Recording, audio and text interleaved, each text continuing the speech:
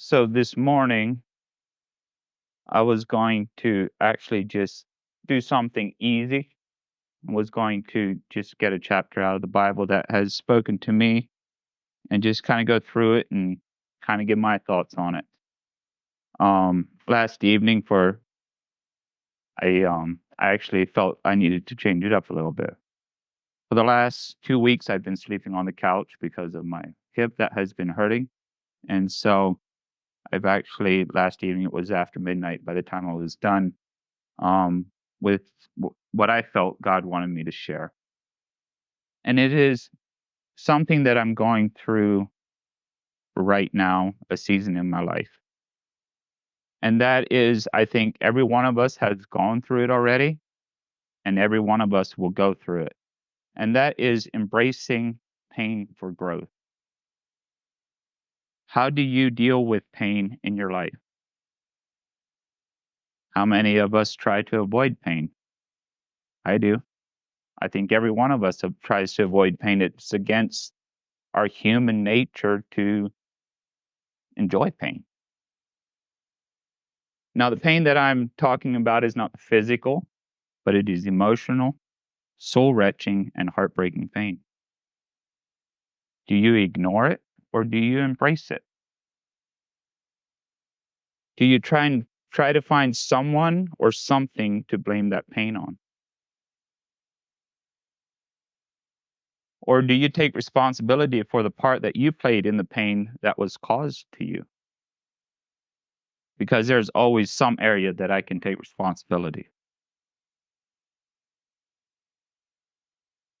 And here are some verses that talk about it. Psalms 34:18, the Lord is close to the brokenhearted and saves those who are crushed in spirit. Come to me, Matthew 11:28 and 30. Come to me, all you who are weary and burdened, and I will give you rest. 2 Corinthians 1:3 and 4. Praise be to God and Father of our Lord Jesus Christ, the Father of compassion and the God of all comfort, who comforts us in all of our troubles. Psalms 147:3. He heals the brokenhearted and binds up their wounds.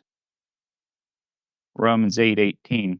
I consider that our present sufferings are not worth comparing with the glory that will be revealed to us. Isaiah 41:10.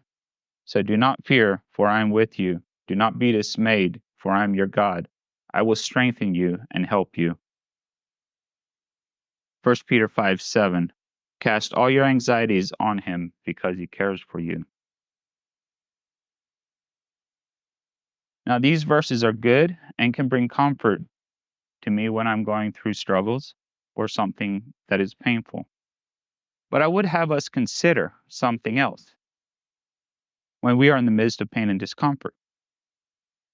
James 1:2 and 4. Consider it pure joy, my brothers and sisters, whenever you face trials of many kinds, because you know the testing of your faith produces perseverance. Let perseverance finish its work so that you may be mature and complete, not lacking anything. Now, this passage highlights how trials can lead to growth and strengthen our faith. It is a powerful reminder that difficulties can have a purpose.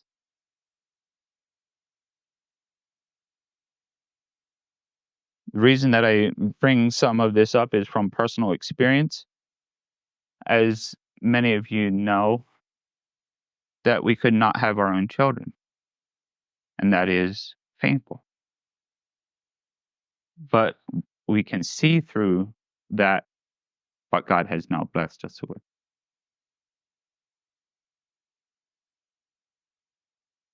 Here, a while back, when we were attending another church, a brother wanted to take me out for breakfast. I went out with him. This was after a time that we had moved back, and we buried everything. We were as 100% vulnerable as we could be. And it was told to me that morning that the way that I spoke to the church was that I was trying to steer or get the people to think the way that I wanted them to think about us. That hurt. because I was giving it up my all. I was being 100% with them. How do you deal with something like that? When you think you're doing what you are called to do, and somebody says you're trying to get people to think a certain way about you and the situation. And that threw me off my game for a little bit, longer than what I thought it should. I didn't recognize what actually had happened until a couple weeks, month later. It's like, that's still tormenting me a little bit. What am I going to learn from it? And it was through that, we tried to come back from Mississippi and, go to the church that we had been going. And it's just it wasn't fitting in. Felt like outsiders after 14 years in the church. What do? Go to church every Sunday, feel like you don't belong.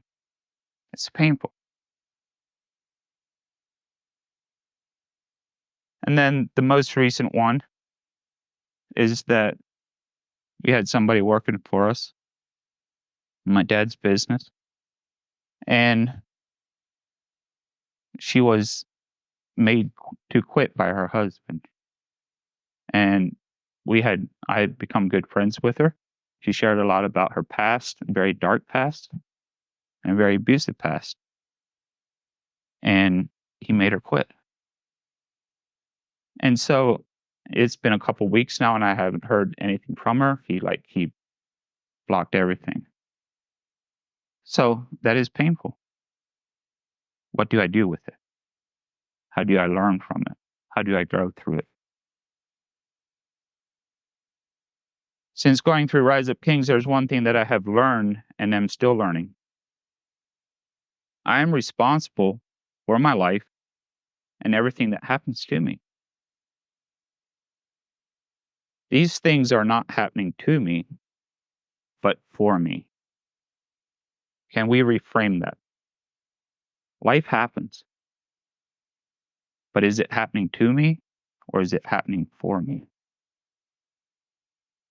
Everything always works out for my good. I truly believe that. Because if I'm living for Christ and am following Him, it will work out for my good. Maybe not the way that my carnal mind thinks it should work out, but it will work out for God's glory somehow. I'm a work in progress and it has not been easy to do when some things happen to me. I have started reframing the pain and asking God to bring something out of this pain that I'm feeling. With this painful journey that I have been on, the main thing that I have been asking God for was not to remove the pain as much as I'd want it to go away, even though it hurts, but that my experience from this pain something good may come out of it. I don't know what good will come out of it, but I have a belief, trust, and faith in God that He will do something with the pain that I have been experiencing. And I know it may sound crazy, but I have actually been praying and asking God that I may not forget what it has felt like, because I know that something good will come out of it. I don't want to forget how this feels, even though it doesn't feel good, because I want to learn something from it. I just don't know what good will come out of it yet.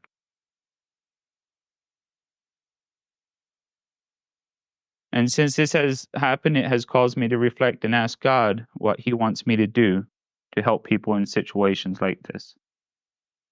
Specifically talking about the young lady that was made to quit.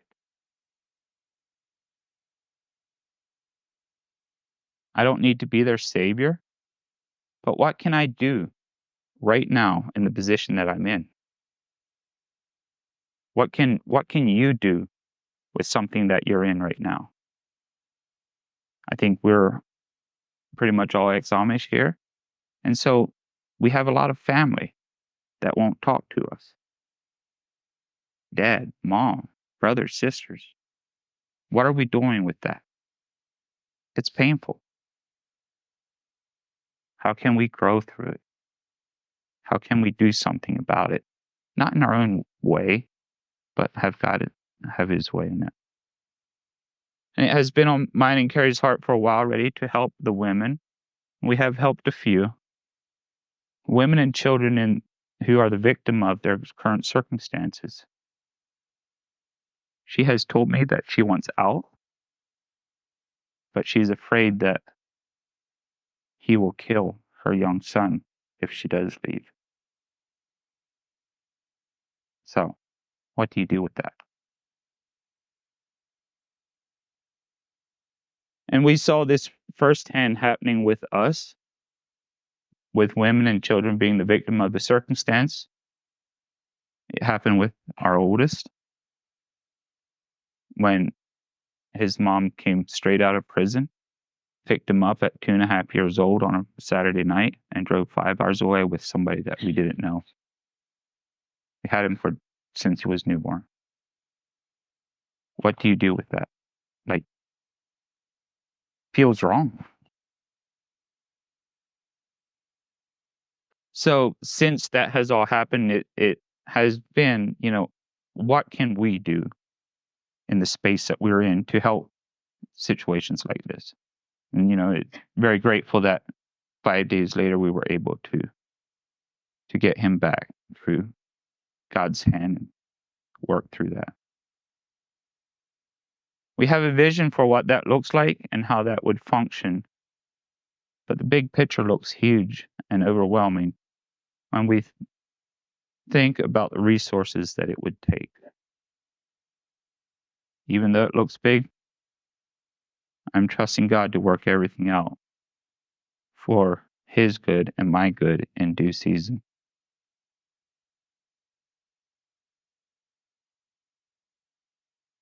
There's a song that we heard yesterday at a wedding.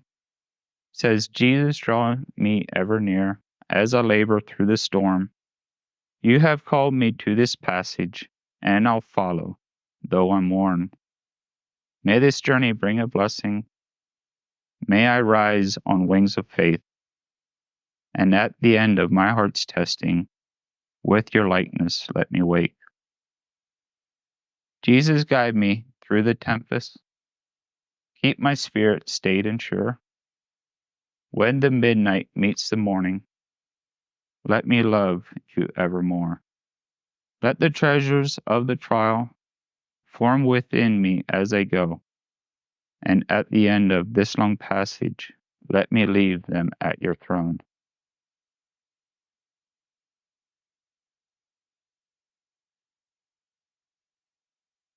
So just to recap, how will you deal with pain in your life?